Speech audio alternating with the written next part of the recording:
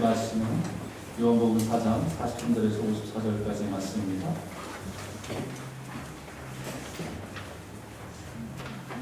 어제까지 요한복음에 있는 7가지 표적에 대해서 여러분과 함께 말씀 나누는데 오늘 두 번째 표적에 대한 말씀입니다. 요한복음 4장 43절에서 54절까지 말씀 제가 한 절, 여러분이 한 절 읽도록 하겠습니다. 이틀이 지남에 예수께서 거기를 떠나 갈릴리로 가시며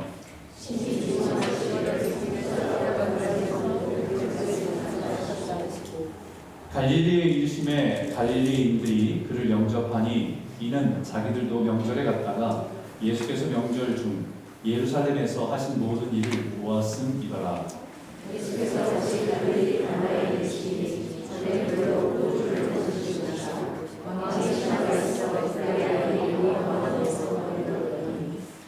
그가 예수께서 유대로부터 갈릴리로 오셨다는 것을 듣고 가서 청하되 내려오셔서 내 아들의 병을 고쳐주소서 하니 그가 거의 죽게 되었습니다.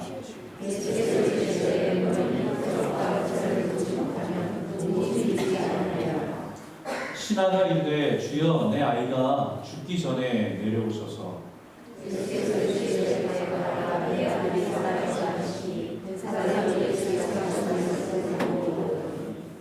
내려가는 길에서 그 종들이 오다가 만나서 아이가 살아있다 하거늘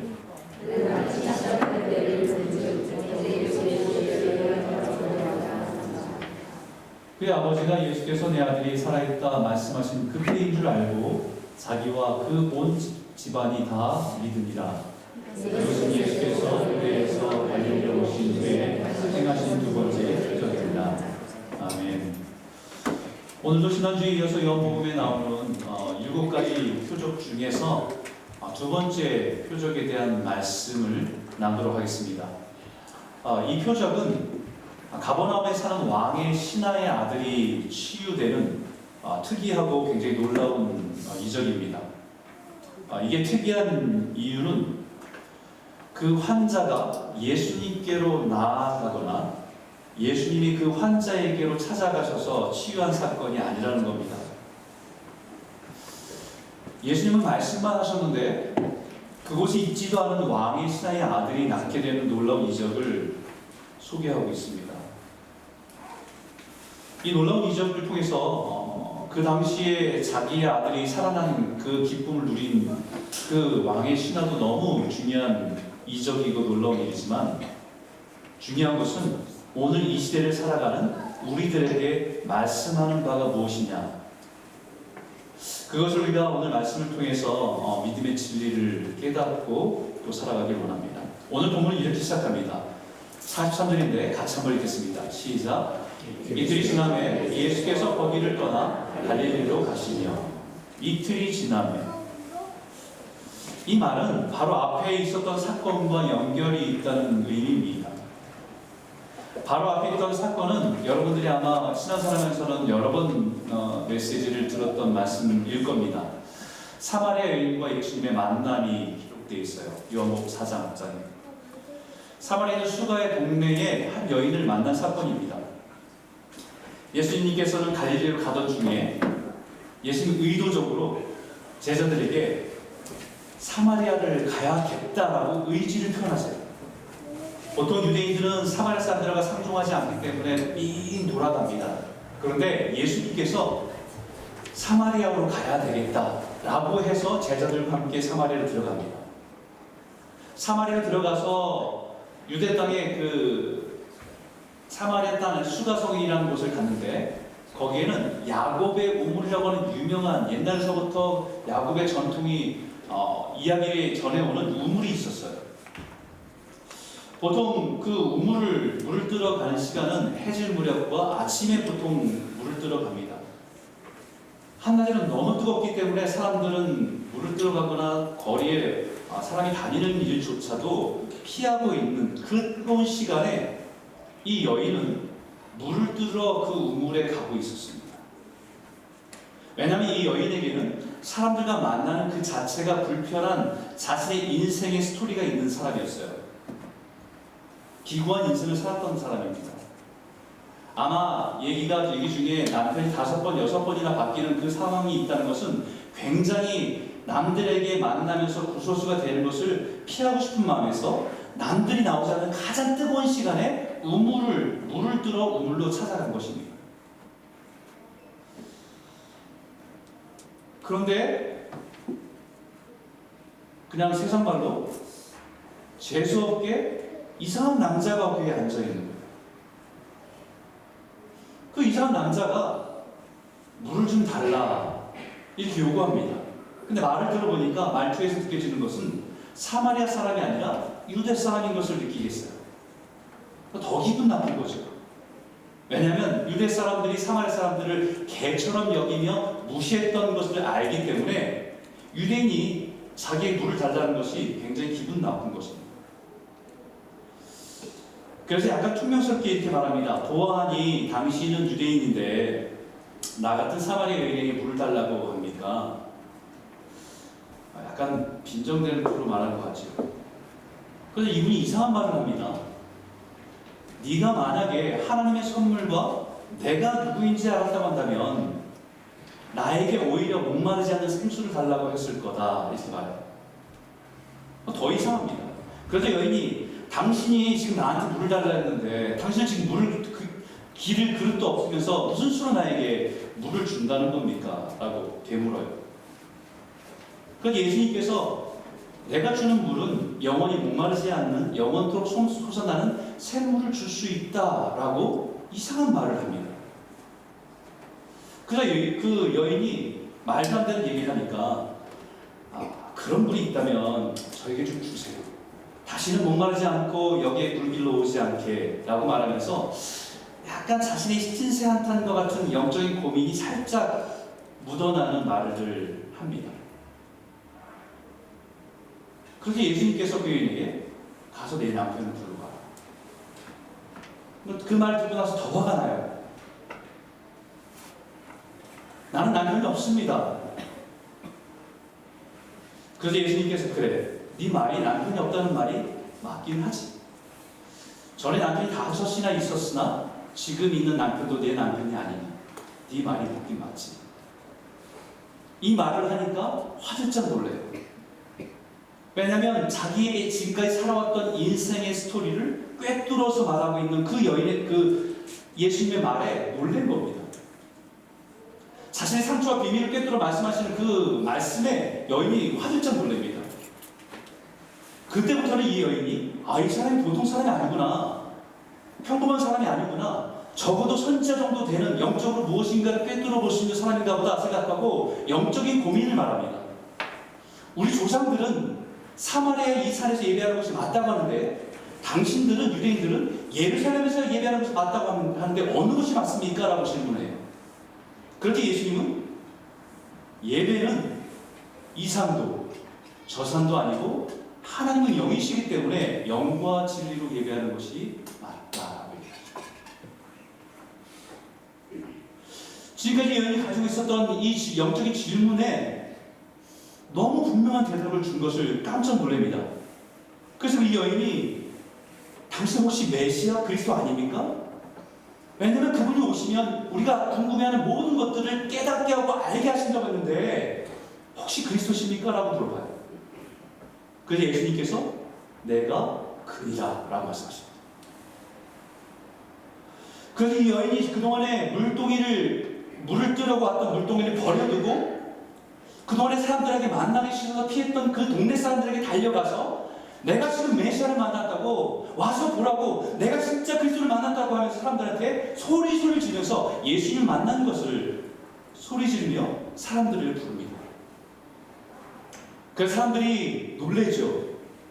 사마리아 사람들이 놀라서 예수님께로 막 몰려왔습니다. 그리고 나서 그 앞에서 예수님의 말씀을 들으면서 그 말씀을 들었던 사마리아 동네 사람들이 많은 사람들이 예수님을 믿게 되는 놀라운 일이 일어나는 것이 그 앞부분에 있습니다. 여러분 여기 사마리아에서는요 예수님의 그 흔한 기적 하나가 없어요.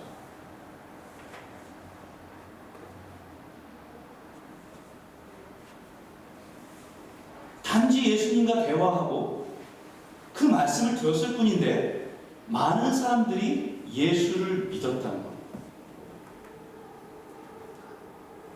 그리고 나서 그 사람들이 이렇게 고백합니다. 39절과 40절 같이 한번 읽겠습니다. 시작. 여자의 말이 내가 행한 모든 것을 그가 내게 말하였다 증언하므로 그 동네 중에 많은 사마리아인이 예수를 믿은지라. 사마리아인들이 예수께 와서 자기들과 함께 유하기를 청하니 거기서 이틀을 여셨습니다. 이때 이틀. 사마리아에서 사마리아인들이 와서 그들과 함께 있었던, 예수님이 그들과 함께 있었던 이틀입니다. 여러분 이상하지 않아요? 우리 지난주에 누가복음 묵상하면서 그 묵상한 부분 중에 누가복음 4장에 보게 되면 가버나움에서 예수님께 귀신 들린 사람을 치유해 줍니다. 귀신 들린 사람에게서 귀신을 내어 쫓습니다. 그러고 나서 베드로의 장모가 열병을 앓고 있을 때 그 병을 꾸짖어서 병마마저도 쫓아냅니다.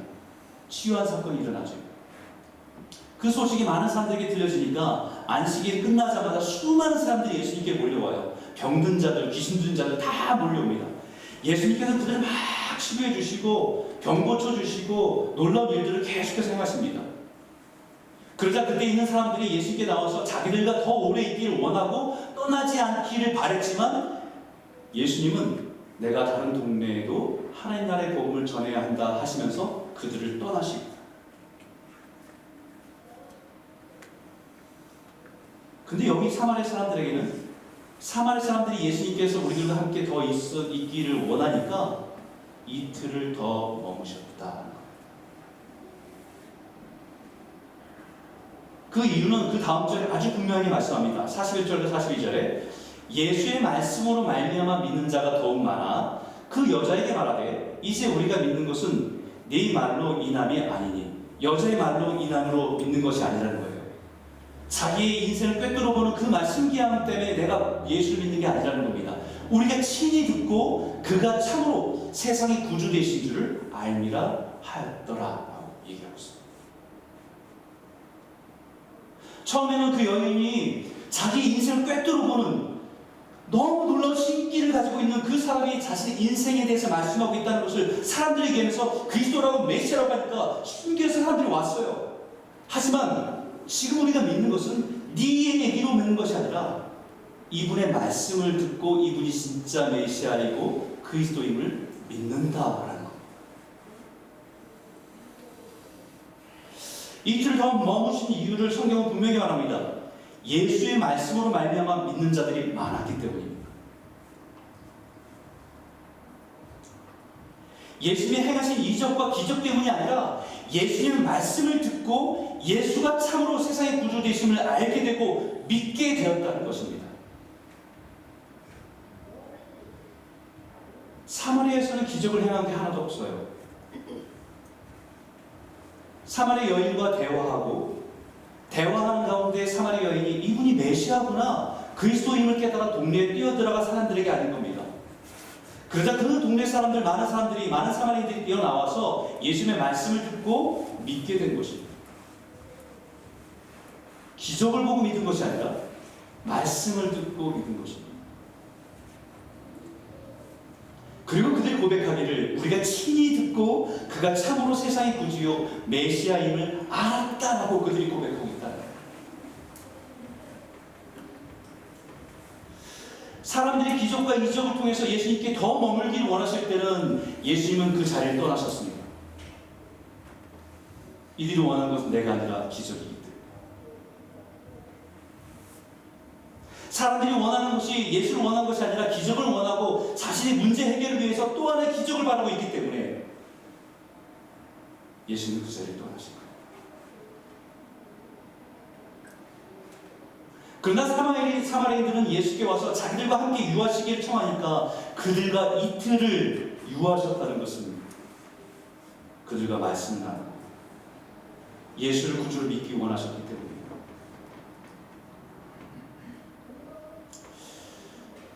예수님에게는 이 이틀이 제일 행복한 이틀이었을 것 같아요.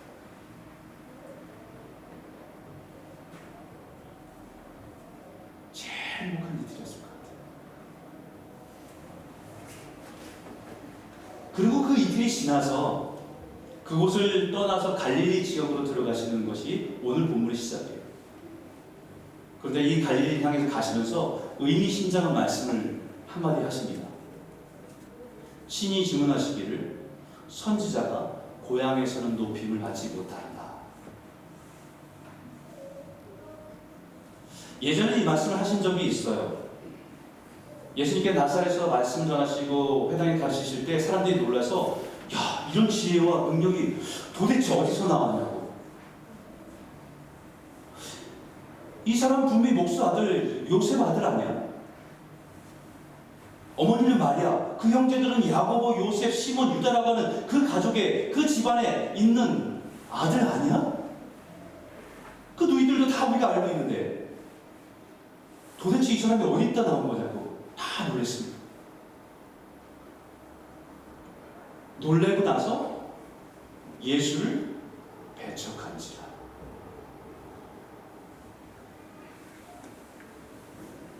예수께서 그들의 그 모습을 보면서 예수께 그때 말씀하신 것이 선지자가 자기 고향과 자기 집 외에는 존경을 받지 않으면 없느니라.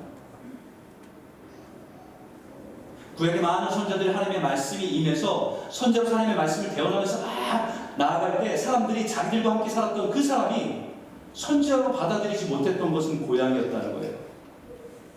가장 가까이 있었던 사람들이라는 겁니다. 그들이 믿지 않음으로 말미암아 거기서 많은 능력을 행하지 아니하셨더라. 이미 예수님께서 자신의 고향 나사렛에서 갈릴리에 있는 그 마을 중에 나사렛에서 자기를 배척하는 고향 사람들이 있고 그 지역 사람들이 자기를 배척한다는 걸 알면서 이 말씀을 하신 거예요. 예수님이 이적과 가르침을 놀라면서도 어릴 때부터 알고 있던 관계가 오히려 예수가 주되심과 메시아이심을 거부하고 배척하게 된 이유였다는 것입니다. 자신의 고향에서 인정받지 못한다는 것을 말씀하셨습니다. 가장 가까이 예수님을 접하고 있었던 사람들이 그것이 유익이 아니라 오히려 믿음의 걸림이 되었다.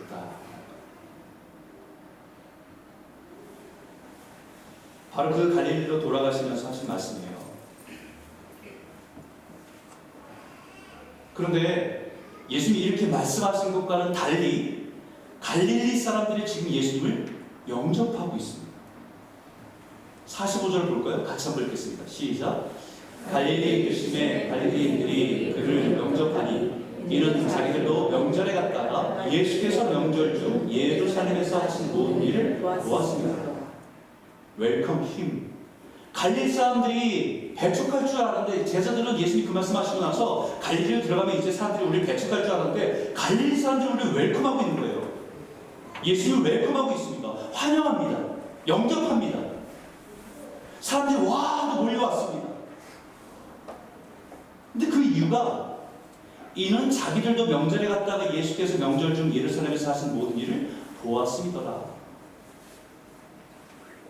예수님을 배척했는데 이들도 예루살렘 올라가서 예배드리고 제사드리다 보니까 거기서 행하신 일, 거기서 가르친 일 때문에 사람들이 거기에서 환호하면서 이미 셀럽이에요. 이미 유명인이 됐습니다. 그리고 거기서 행하신 일들을 자기 눈으로 보았습니다. 그러니까 이들도 흥분해서 예수님을 영접하는 거예요.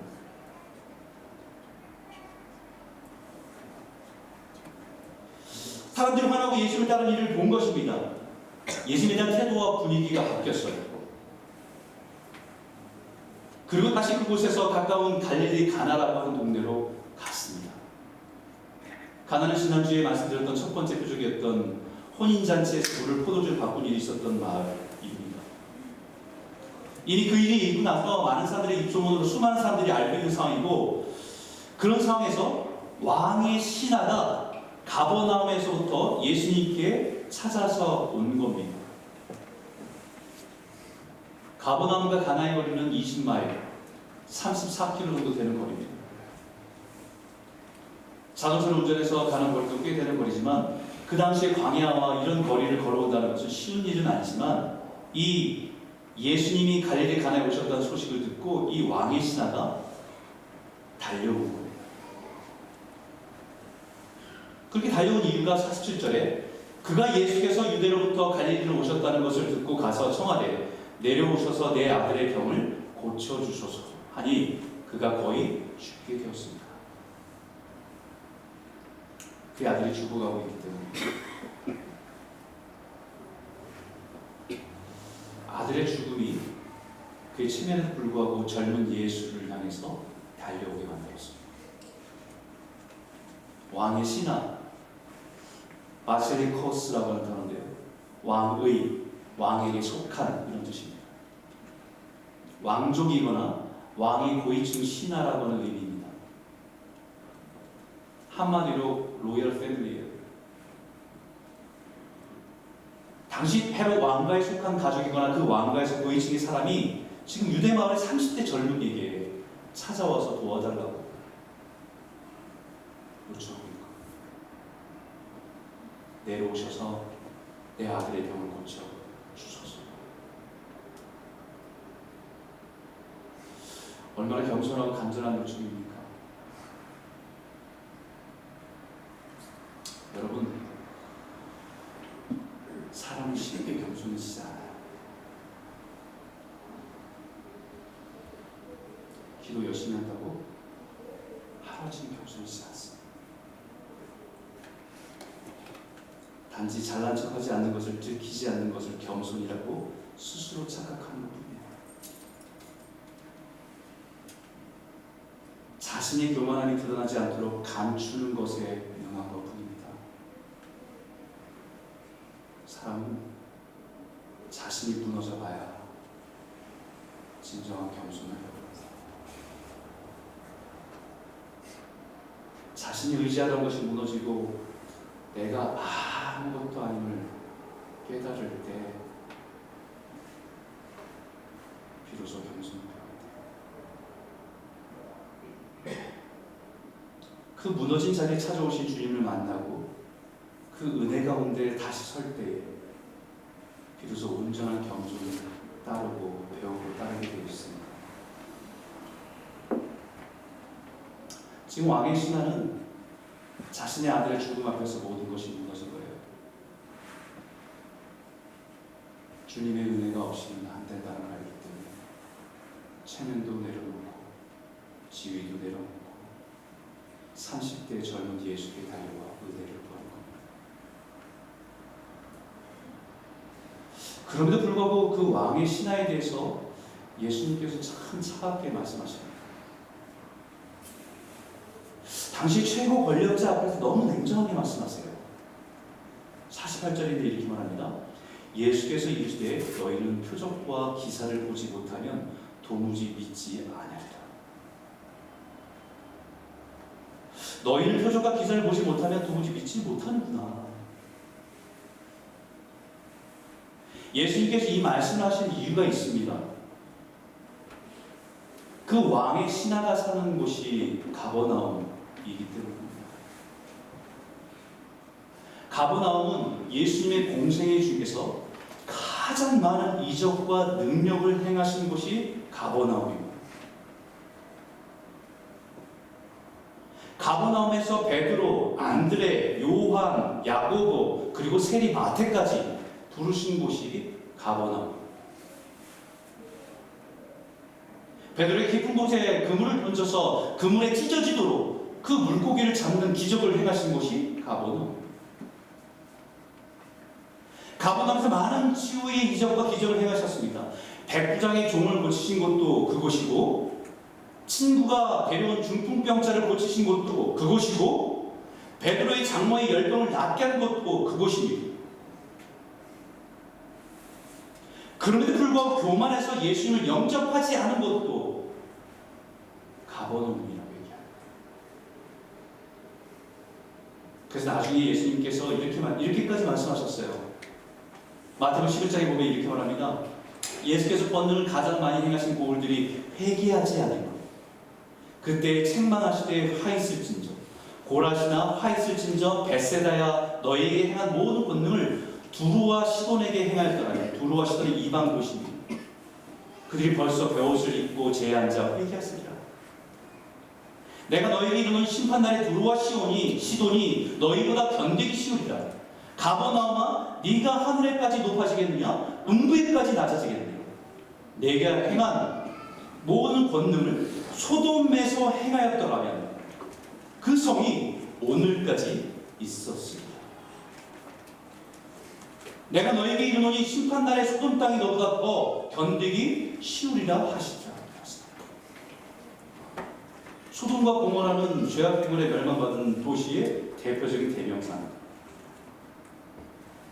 내가 가버나움에서 행한 그 능력과 기적을 소돔과 고모라에서만 행했다고 한다면 그 도시는 멸망하지 않고 회개하고 들어왔을 거야. 지금도 존재할 거야. 이 말이에요.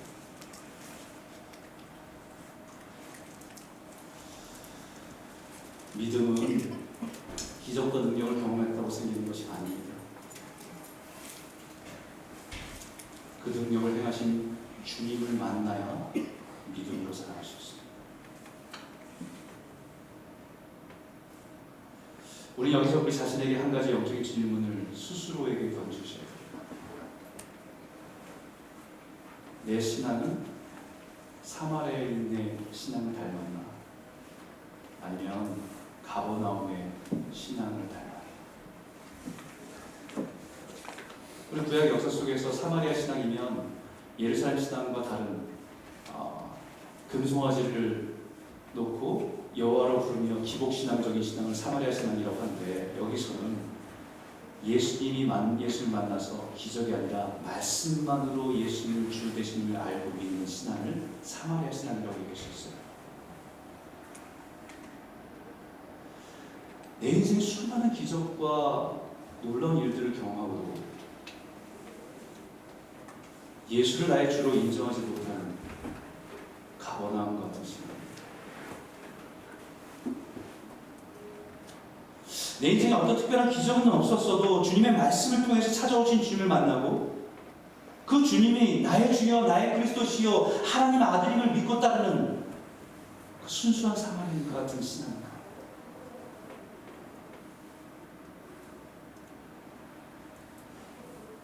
지난 살아온 인생들을 돌아보면 어려움이 있을 때마다, 문제가 있을 때마다 하나님께 부르짖고 기도하는 것에 응답이 차고 넘치에도 불구하고 내 인생에 문제가 또 발생하면 여기에 또 어떤 능력과 기적이 일어나는 것을 구하며 아직 하나님이 내 인생의 주인이 되지 못하는 신앙.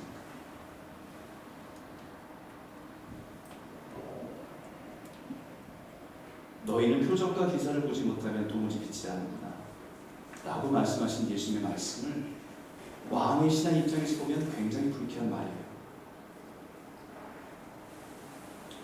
일반적으로 자신의 신분을 알았다면, 왕의 신하라고 하는 신분을 알았다고 한다면 알아서 급신거려 하는데, 왕의 신하가 신이 와서 요청을 하면 그것을 영광으로 생각하고 겸손히 따라가야 하는데 전혀 생각지 못한 예수님의 말씀에 당황했을 것 같아요.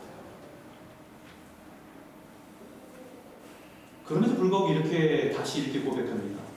신하가 이르되 주여 내 아이가 죽기 전에 데려오소서. 제가 오셔서 내 아들 좀 살려주십시오. 정말 부모의 간절함이 묻어나는 요청입니다. 자식의 죽음을 바라보는 부모의 간절한 심령으로 보는 모든 체면과 상식을 다 내려놓고 요청하는 것입니다. 정말 지푸라기라도 잡고 싶은 심정으로 예수님께 나온 겁니다. 예수님께 그 마음을 아셨는지 이렇게 말씀하시죠. 50절인데 같이 한번 읽겠습니다. 시작. 예수께서 이르시되 가라 내 아들이 살아있다 하시니 그 사람이 예수께서 하신 말씀을 믿고 가라 내 아들이 살아있다. 원문에는 호 휘어수제 네 아들, 그 아들이 살아있다라고 하는 현재형입니다. 지금 내 아들이 살았다라고 하는 선포입니다. 여러분, 이 말은 왕의 신하가 바라고 기대한 예수님의 반응이 아니에요. 왕의 신하가 구할 때 요청했을 때 예수님의 반응은 알았다, 같이 가자, 함께 갑시다 라고 하는 것을 말했을 겁니다. 자기가 구한 것과 다른 거예요.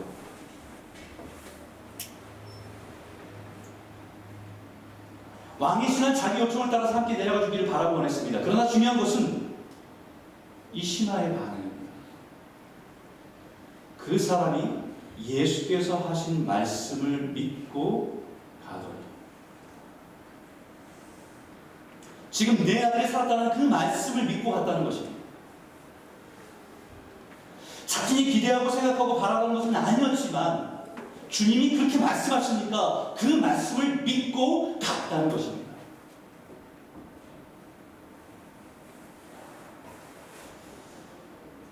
이 말씀을 통해서 주님이 우리에게 말씀하시는 신앙에 대한 중요한 것 한 가지를 가르쳐주는 것은 뭐냐면 믿음은 말씀을 따라 걷는 거예요. 말씀을 따라 걸어가는 겁니다.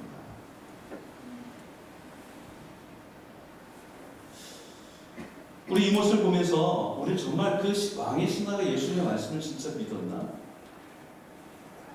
아니면 예수님의 말씀에 자존심도 상하고 포기하고 돌아간 것은 아닐까? 라고 하는 의심을 해볼 필요가 있어요.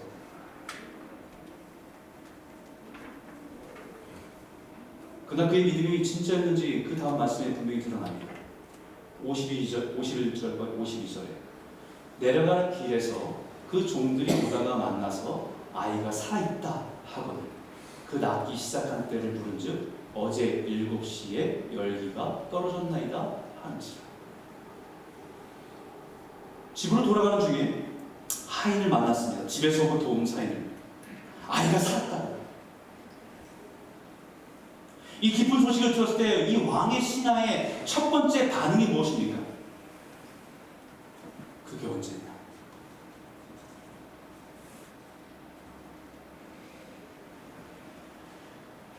그 아이가 낳기 시작한 때가 정확히 언제쯤이냐?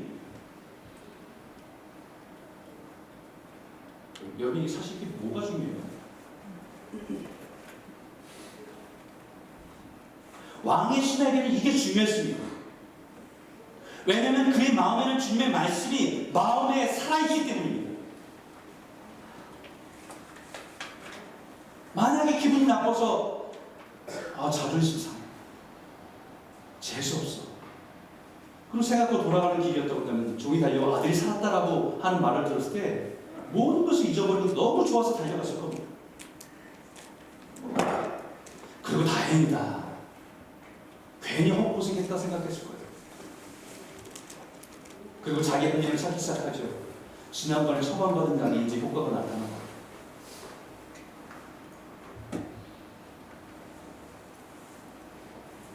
아이가 살았다는 소식을 들었을 때 그 낳기 시작한 때가 언제인지 질문한다는 것은 주님의 말씀이 내 안에 살아있다는 것입니다. 그 살아있는 말씀이 그 사람의 생각을 다스리고 있다는 거예요. 믿음은 하나님께서 하신 말씀을 따라 걸어가는 것입니다. 나에게 주신 말씀이 있다고 한다면 그 말씀이 과연 내 삶에 어떻게 드러날까? 왜 이 말씀을 주셨습니까? 이 말씀을 통해서 내가 어떻게 반응하시길 원하십니까? 그 말씀을 가지고 걸어가는 거예요. 그러다 보면 그 말씀이 살아서 내 인생의 상황을 해석해 줄 때가 있어요.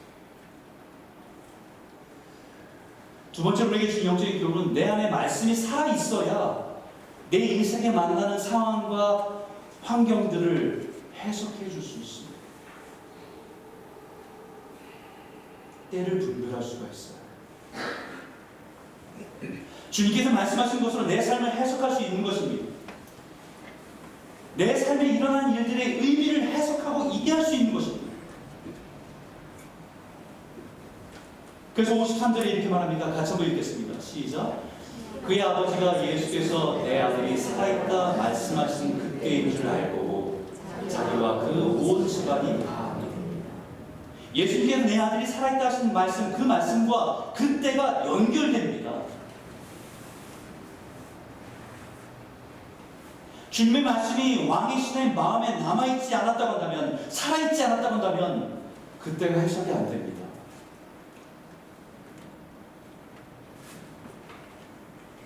사람들 많은 데서 내 아들이 살았다라고 하는 것이 그냥 귀만 들리고 공중을 울리는 소리를 끝나버렸다고 한다면 그것은 그때와 연결이 되지 않아요.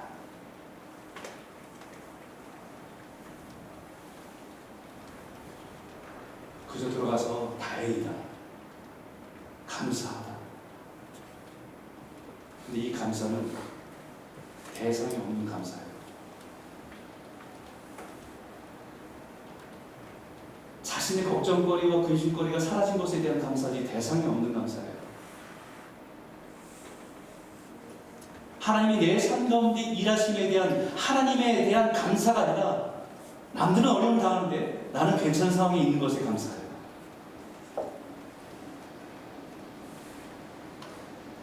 남들은 사고당해서 죽고 아프고 힘든다는데 나는 별일 없이 안전하게 지내서 감사하는 겁니다. 대상이 없는 감사입니다.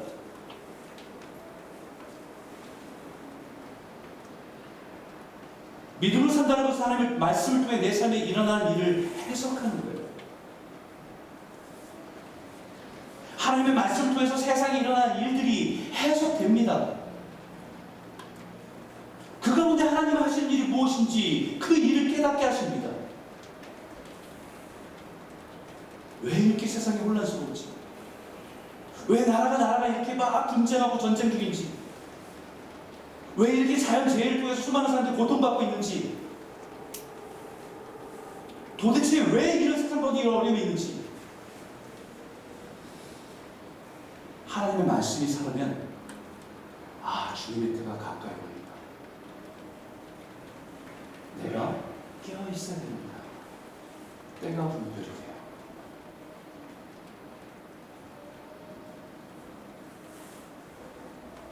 우리가 잘 아는 요셉 이야기도 마찬가지 아닙니까? 그에게 꿈으로 주셨던 말씀이 살아있었기 때문에 고난을 견뎌낼 수 있었어요. 그리고 자신이 지난 고난의 의미와 지금 기근이 임한 것과 애굽의 총리가 된 모든 상황들이 해석이 되는 겁니다.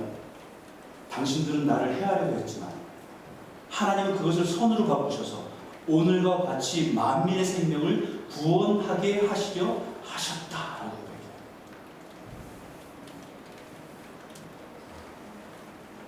말씀이 없습니다. 분노에 사라져서 형들에게 복수하는 기회가 됐을 겁니다.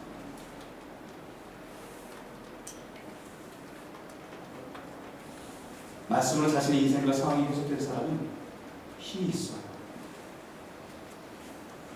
고난을 지나가도 힘이 있습니다. 영향력이 있습니다. 그의 아버지가 예수께서 내 아들이 살아있다는 말씀하신 그때인 줄 알고, 왕이시나 그때인 줄 알고, 말씀과 그 상황이 연결되면서 자신의 삶이 해석됨을 알고, 그 다음에 뭐예요? 자기와 그 온 집안 사람이 다 있다. 그 가족들이 어떻게 다 믿습니까? 저는 이 왕의 신화도 참 대단하다 생각해요. 근데 솔직히 얘기하면요, 그 가족들이 더 대단합니다. 왕의 신화는 예수님이라도 만나봤잖아요. 예수님이 말씀하실 때 그 말씀의 권위에 느꼈을 거 아니에요. 근데 그 가족들은요, 예수님을 만나본 적도 없어요. 단지 자기 아버지가 예수님의 말씀을 듣고 와서 그 모습에서 바뀌는 모습을 보고, 확신 가운데 바뀌는 모습을 보고 그 말을 확신 가운데 믿기 시작합니다.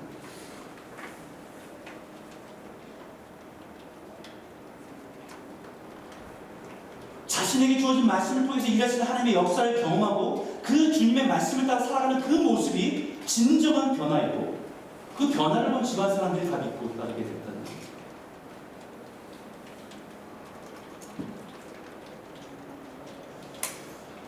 저 이 말씀 묵상하다가 제가 어릴 때 경험했던 일들이 이렇게 스쳐 지나갔어요. 한 번은 저희 막내가 한번 물어보더라고요, 저한테. 아빠는 왜 목사가 됐어요? 이렇게 물어봐요. 그 저는 이미 몇 번 얘기했다고 생각했거든요. 안 듣고 있는 거예요. 야,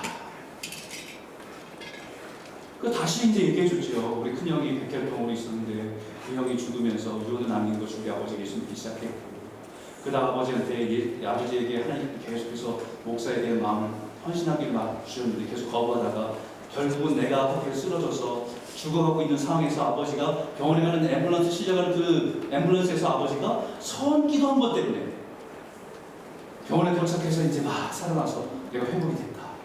그러고 나서 나는 목사가 되는 것도 알고 목사를 헌신을 살았다. 이 얘기를 또 해줬어요. 근데 저는 그 얘기를요, 병원에서 눈 떴을 때 들은 거잖아요. 내가 고백한 것도 아니고. 죽어가고 있었다는 건 사실 모르고. 눈 떴는데 막 흥분해서 기뻐하고 막 그러면서 부모님들이 얘기해 준 것을 들으면서 내가 그런 것을 들었어요. 아, 하나님 그렇게 역사하셨나 보다. 그리고 그분들의 삶이 바뀌는 것을 보았고, 정말 헌신이 살아가는 모습을 보았고, 그걸로 내 인생을 바꾸기 살아요. 중요한 것은 내가 인격적으로 주님을 만나는 것으로부터 내 신앙이 시작돼요.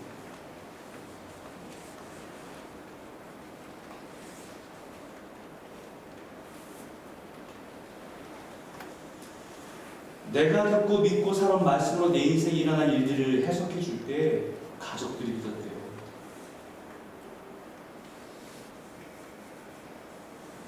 마지막 절입니다. 같이 한번 읽어볼까요? 함께 읽겠습니다. 시작. 이것은 예수께서 유대에서 갈릴리로 오신 후에 행하신 두 번째 일입니다. 여러분, 두 번째 구절을 통해서 우리 말씀 하나 분명합니다. 우리의 신앙은 어디에 있습니까?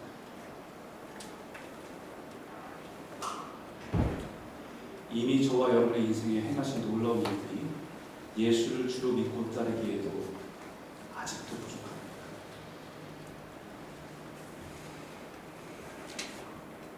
매일매일 주님이 우리에게 하시는 말씀을 따라 오늘 하루를 믿음으로 걸어가는 성도가 되시기를 주님의 이름으로 축복합니다. 그 인생길에서 나에게 하신 말씀, 그 말씀을 통해서 세상을 보고 하나님의 때를 분별하며 순종의 길을 걸어가는 겁니다. 그래서 저와 여러분의 믿음으로 살아가는 모습을 통해서 그 은혜가 흘러가서 다른 사람에게 흘러가는, 우리를 통해서 예수가 주 되신 고백되어지고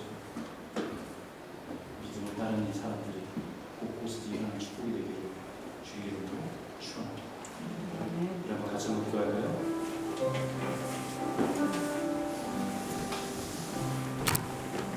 하나님, 이미 우리 인생 속에서 행하신 놀라운 이적과 능력을 통해서 예수 그리스도가 주 되심을 믿으며 주의 말씀 앞에 나아가는 신앙이 되게 하여 주십시오. 하나님의 말씀이 내 안에 살아있어서 오늘을 사는 삶의 나침반이 되게 하여 주시고 어둡고 혼란한 인생길의 등불이 되게 하여 주시옵소서.